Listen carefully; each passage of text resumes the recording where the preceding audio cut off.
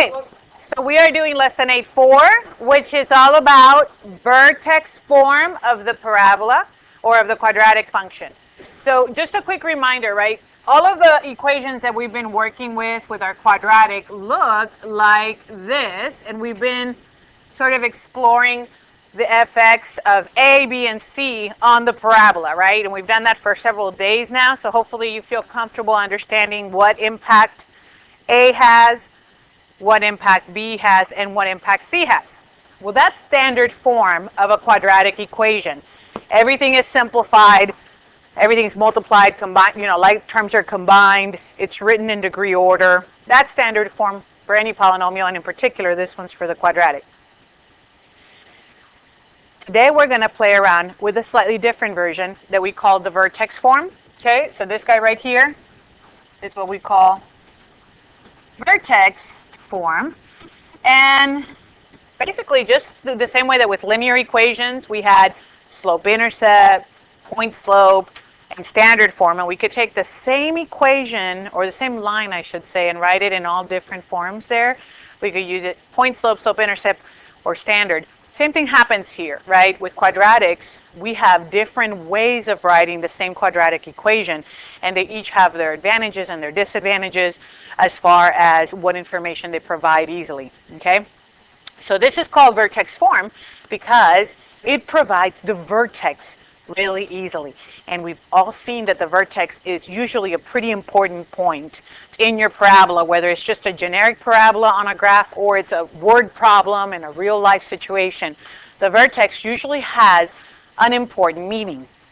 And what you might have noticed from lesson 8.3 when we were doing this trinomial right here is that if we wanted to find the vertex from that guy right there, we had to do several steps of work. It's very doable, right? But we had to do several steps of work. We had to go to x equals and plug in that b over negative 2a and calculate the x coordinate of the vertex.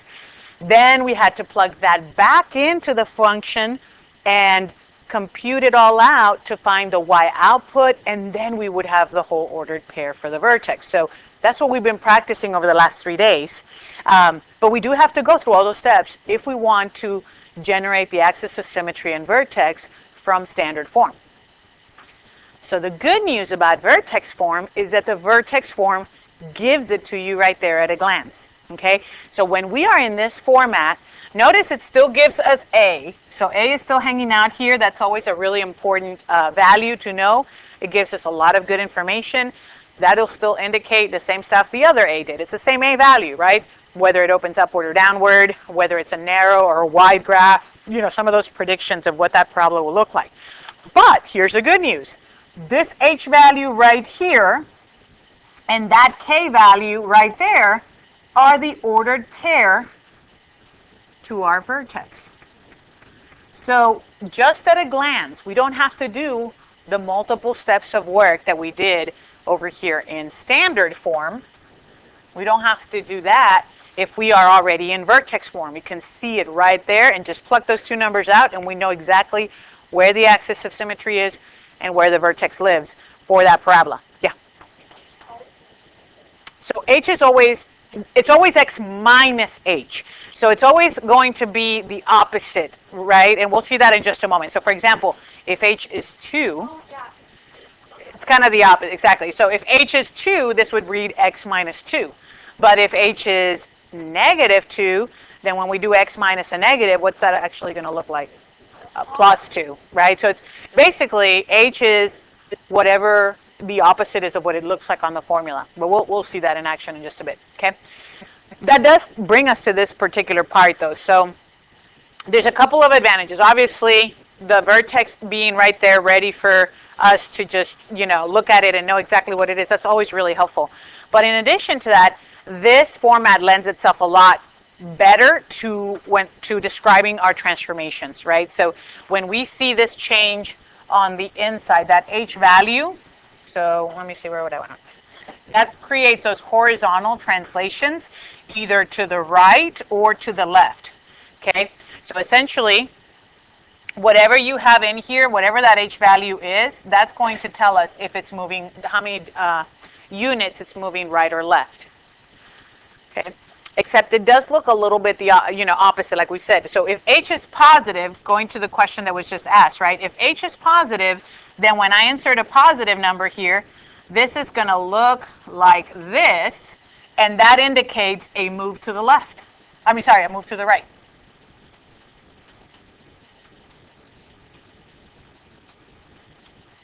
And then if H is negative, then when we insert that, that ends up looking, I should put a square on that. It ends up looking like this when I get rid of that double negative. So a plus, X plus a number, really means a move to the left. Okay, that many units. Okay. So the H value, that's what's changing that axis of symmetry, because that's what's changing the X coordinate of our vertex, which is also the axis of symmetry. And then when we have a number on the outside, that K value, that is our vertical change. And of course, this one's a little more direct. What you see is what you get. Okay, when it's happening outside of the parentheses, outside of the square, then everything is very directly what you see. So if we see plus 5, then the whole parabola moved up 5. If we see minus 3, the whole parabola moved down 3. Okay, so any questions about the vertex form ingredients before we play around with the examples? Okay? All right, so let's try. It's a little bit easier to kind of see all of this in action. So first of all, it says find the vertex and the axis of symmetry for the graph of this function. So if we were doing this a couple of days ago, we would have been in standard form, and we would have had to identify A and B, put that into B over negative 2A, solve for that X coordinate, then plug that back in, solve for the Y coordinate, and then we'd have the whole thing. Here, all we have to do is compare this to the vertex form and identify what H and what K are. Okay, so that's the template right there. That's the template or the generic version of the vertex form. So in this particular equation up here, guys, what's the value of H? It's positive 2, right? So it's X minus the H value. So the H value is 2 here. What's the K value? If I don't see anything there, it is 0, right? So if I don't see anything out here, I can think of that as having like a plus 0 out to the side. Okay? And so as soon as we find those two values, we pretty much already answered both questions, because it said, first of all, find the vertex. Well, remember, our vertex is that ordered pair of H comma K. So in this case, our vertex is located at 2 comma 0. Okay? And then we also already knew that the axis of symmetry is the same as which of these? The X coordinate, right? As the X coordinate. So then I can also confidently say that my axis of symmetry is located at X equals 2. So it's a lot less work. All we had to do was be able to identify what H and K are. No work needed, right? Does that make sense? Okay. Let's try number 3. So again, on number 3, the name of the game here is to identify the H and the K value. If all they want right now is for me to identify what the vertex is for this quadratic and what the axis of symmetry is, all I need are H and K. Okay, so in this particular case, for the vertex, what's our H value? It's going to be 1, right? Because X minus the H value, right? So if it's X minus 1, that means H is just 1. And what is our K value here? Positive 4, right? And so then we can write our vertex. Our vertex is going to be the ordered pair for those two. So 1 comma 4. And our axis of symmetry, pretty simple, is just X equals 1, okay? Please be sure, I already kind of saw this a little bit on the quiz as I was just glancing over the answer sheets as they came in. When I asked for the axis of symmetry, it is a line. It's not just a number. It's not just the number 1. It is the vertical line, X equals 1. So a lot of people just write the number but not the X equals. Make sure you're writing the equation of the line. Yes, it's a vertical line, so it's an X equals, but it should still be an equation. Okay, yeah. Yeah, a little bit. I haven't looked at that far yet. Okay, try these two right here. Try these two right here, and then we'll check them, and if we feel good about those, we are moving on to graphing. Try numbers 2 and 4. All right, so for this guy, what did y'all get for h right here? It is -8. Are we okay with it? Does everybody understand why that's a -8? Okay, because it's always x minus the h value. So if this came out positive, that must have meant, for example, that they were doing minus, and that this must have been a negative. And then because they cancel the double negatives, that's why it looks like a plus sign, right? But that means that really our h value must have been -8. Okay, so for this one, h is -8. So yes, you could think of it that way. When it's inside the parentheses, it's the opposite sign. But on the outside, what's our k value? Just 0, and that one's always what you see is what you get, right? So for number 2, our vertex is at -8, 0, and our axis of symmetry is at x equals -8. Okay? How about number 4? Did you guys get a vertex at -1, -5? Yes or no? Give me some thumbs up, down. How do we feel about that? Axis of symmetry was located at what vertical line? -1. Okay, so are we ready to graph then? Okay, so the graphing piece of this, guys, is going to be really similar to what we did the last few days, except it'll be easier for us to find that axis of symmetry and vertex because we'll be able to just get them right out of the equation. Okay, sort of, a little bit. Okay, so look at number 5. Yes. Not necessarily. K is not C, so not necessarily. Okay, we'll look at that. So if you look at number 3, number 5, we're going to graph this, and then we're going to compare it to the parent function. Okay, we still want to use the same tools we used last time to graph. We want to be able to use the axis of symmetry, so we'll want to know where that is. We will want to use the vertex. These are important points when we're graphing. Okay. And maybe the y-intercept is a nice one, or some other, at least another couple of points. Please remember, k is not the y-intercept. K is the y-coordinate to our vertex. That is very likely not the same thing as our y-intercept. So don't confuse the c constant at the end of the standard form with the k that is at the end of vertex form. Those are not the same value. Okay, and so let's try this one here.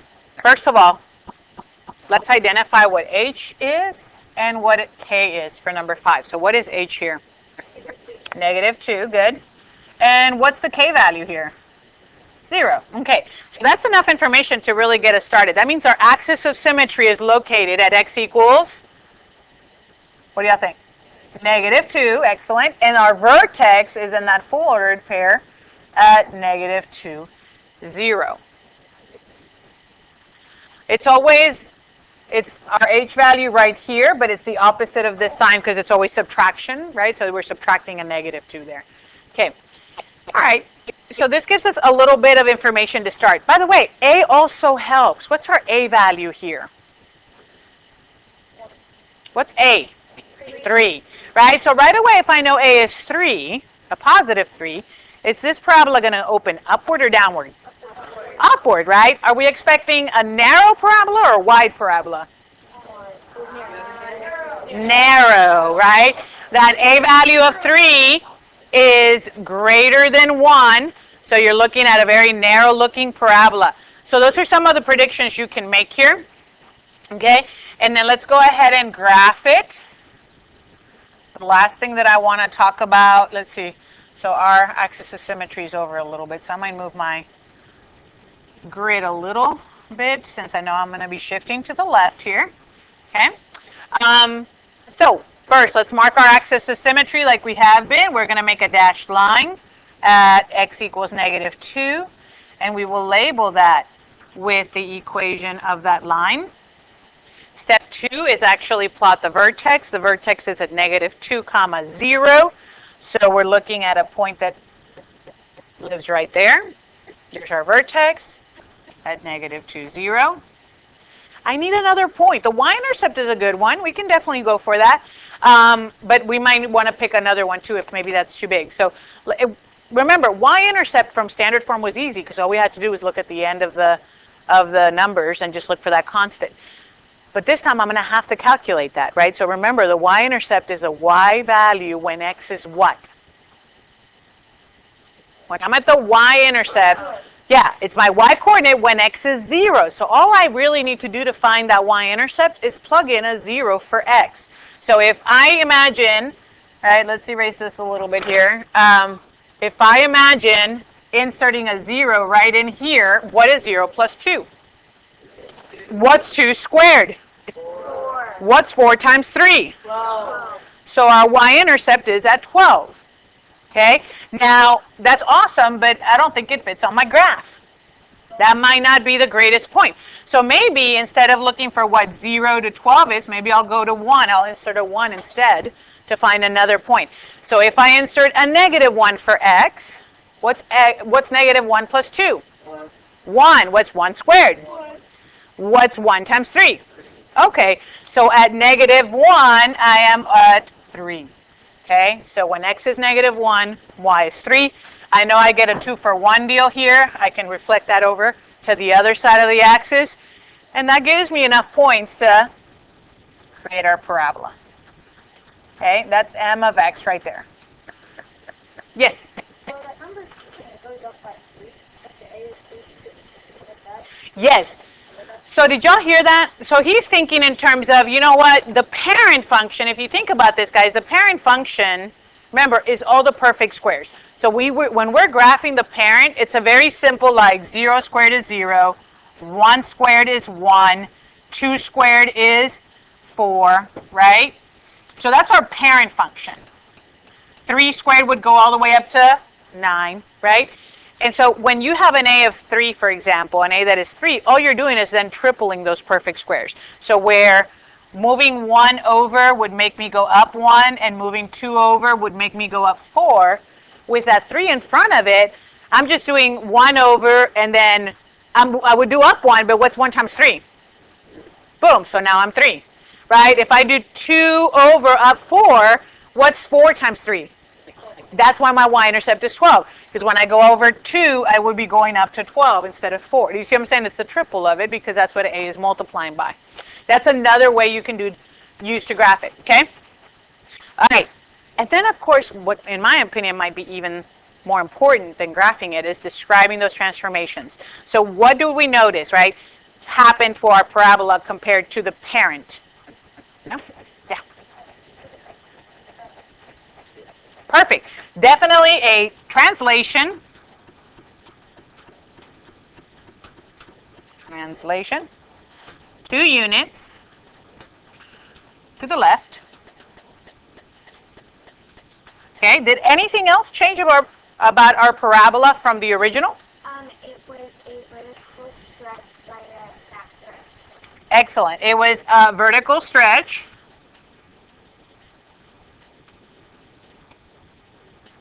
by a factor of 3 units, or 3, yeah. What's that? 100%, yes. You should definitely write that out in the homework. When it says compared to the parent function, that verbal description is exactly what I'm looking for, okay? Okay, guys, try number 6.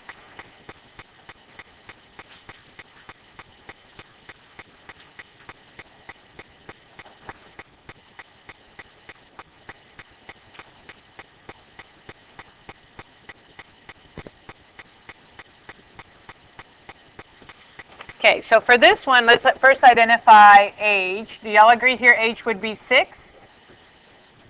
And k is 4. So we already know that our axis of symmetry is going to be at x equals 6. And our vertex is going to be at the point 6 comma 4. Okay. What about a? What do you think a is going to do to our parabola also? If it's a is a negative 1/4, what are we thinking? It's going to open downward or reflect across the x-axis. What else? It's going to make it wide, right? So I'm thinking that, why am I asking that right now? Well, I think it helps me think ahead as to how I'm going to situate my axes and use my space. If I'm thinking, okay, this is going to go downward, it's going to be wide, my vertex is kind of far off here over at 6, 4, so I might adjust my axes to accommodate for those transformations that I'm predicting are going to happen.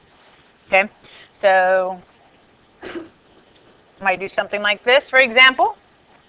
Okay, and the axis of symmetry is at 6, so 1, 2, 3, 4, 5, here's 6. X equals 6. The vertex is at 6, 1, 2, 3, 4. So there's my vertex at 6, 4. Kind of.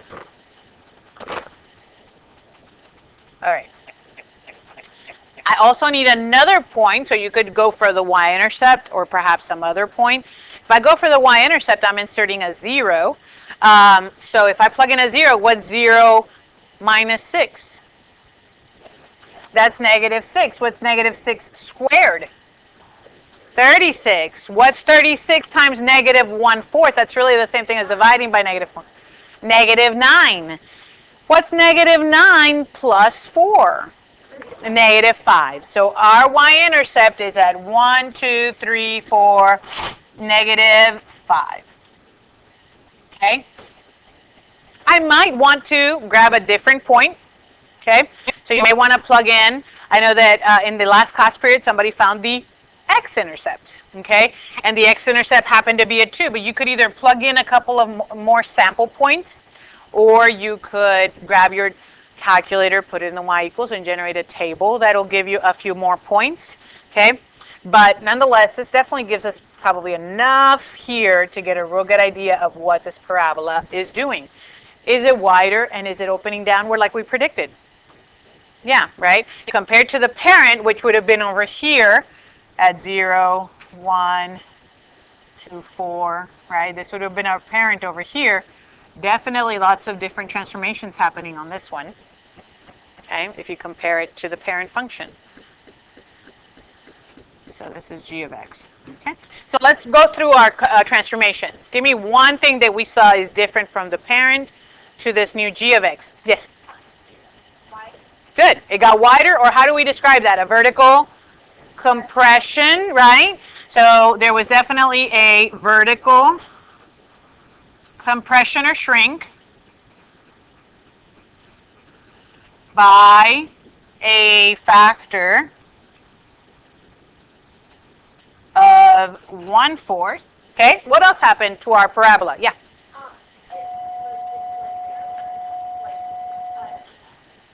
Yeah, that was a vertical compression. I agree. It opens downward, right? We call that a reflection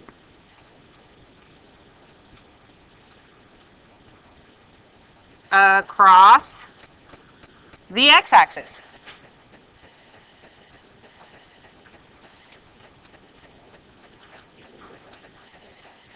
It is. It is across the x-axis. Nope. So you're going to, that would have taken the parent, reflected it across the x-axis, and then that change of vertex is going to cause some translations. Okay, good question. Yeah. And it was It was translated.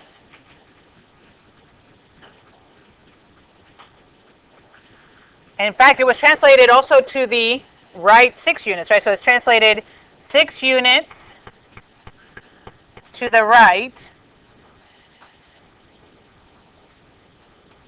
and 4 units up. Okay, so all of those things happened. Okay. How do y'all feel about the graphing? Okay, we're moving on. We're still going to graph, but this is a different type of comparison because we are not comparing it to the very original first ever made quadratic parent function. We are comparing it to another already, different quadratic. So like number 7, if you look at 7 on f of x already has a few things going on. It has a value of 3 for your a value. Obviously, our vertex is also here at -1, -1. So there's already been some changes there.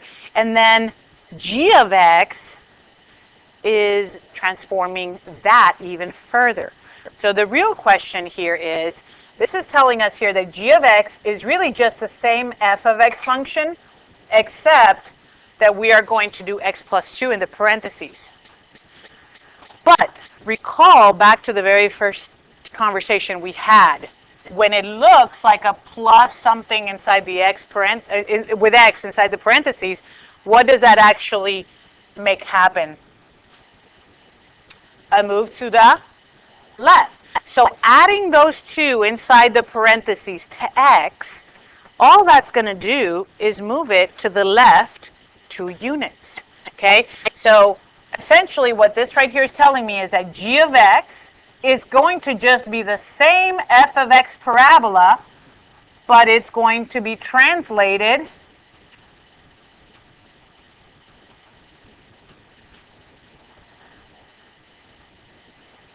to units left. That's all it's going to do. Okay? And so if we want to graph g of x, which is what the directions are asking us to do, we can find the equation for it to graph it by saying, hey, I know that g of x is going to be this guy right here, but my input is going to be x plus 2. So it's the same f of x function, but my input is going to be x plus 2. So I'm going to take that f of x function, and it's going to be 3 parentheses, but instead of just inserting x, they're inserting x plus 2 as the input. Is that okay? Everybody okay with that? And then I still have the rest of this function, right? After my input, I had a plus 1, close parentheses, squared, minus 1. So instead of x, my input is now x plus 2. So instead of having an x here, just an x, this right here became the new input. Instead of that being x, it's just x plus 2 now. Okay, and that's going to create that shift to the left, 2 units. So if we simplify this out, let me erase that before it gets confusing. All I can really simplify this is this right here. That plus 2 plus 1 really simplifies to 3 times x plus 3 squared minus 1. So there's the equation of the new g of x transformation. It's the same parabola as f of x, but this one has been moved to the left 2 units. Okay? And now we can just graph that just like we had been the other ones. So what is our vertex here? It's at -3, comma, -1. Is that okay with everybody? That also means our axis of symmetry lives at x equals -3. Okay? And then we can probably use a couple of other points, but let's graph this part first. Yes.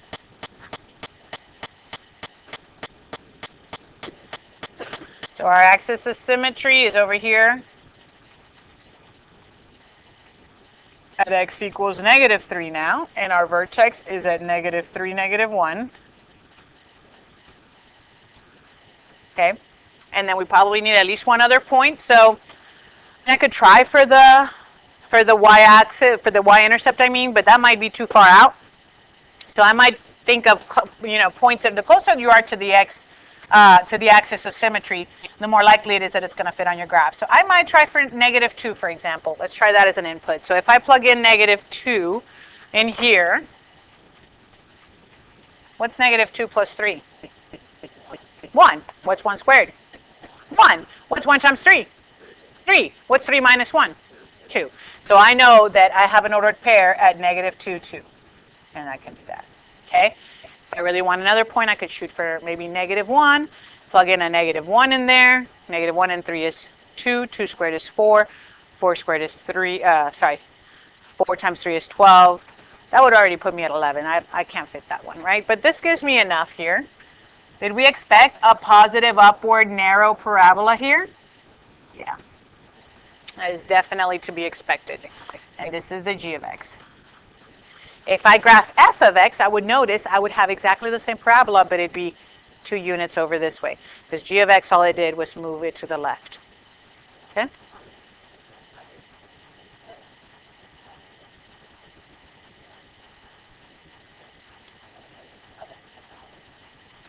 the only other point I found was this one, and that's when I just chose this x input of -2, which I know is really close to my axis, and I inserted right in here.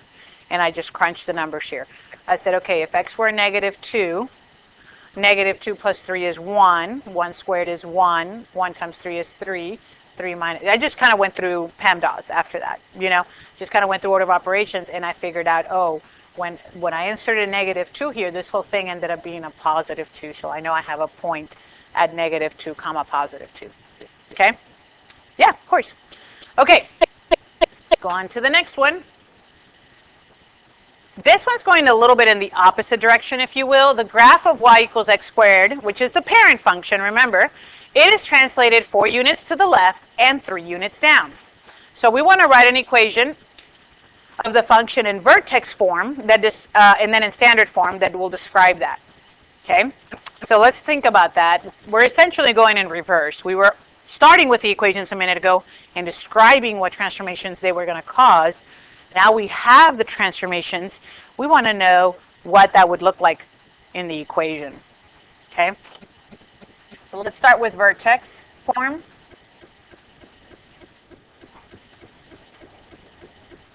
So guys, from the parent function, if I move, and if it helps to do this on a graph, feel free to do that. If you think about this from a graph perspective, remember your parent function is usually right here at the origin with the vertex at the origin. So if they tell us here that this is translated 4 units to the left and 3 units down, right? We end up at the ordered pair, -4, comma, -3. Would you all agree with that? That's where our vertex is now. Okay? So the fact that our parabola moved 4 units to the left, that tells me that the x-coordinate went to -4. If it tells me that the whole parabola moved 3 units down, that tells me the y-coordinate is at -3. So that already fed me that point h and k, or those coordinates h and k, that I need for my parabola to write it in vertex form. I also need a. What's the a originally in the parent function? 1. All right. Now, when they said that this was translated 4 units to the left and 3 units down, does that change a at all? No, not even close, right? It doesn't change anything about a, so a is still 1. That gives us everything we need to fill in our vertex form. So this is the template, and we just plug everything in. Okay? A is 1, so I can either write a 1 or nothing at all. X minus, and then h is -4. So what happens when I write x minus a -4? We write it as in an x plus 4. Okay? And what about the k? K is just -3, and that's exactly how we write it. Okay? So there it is in vertex form.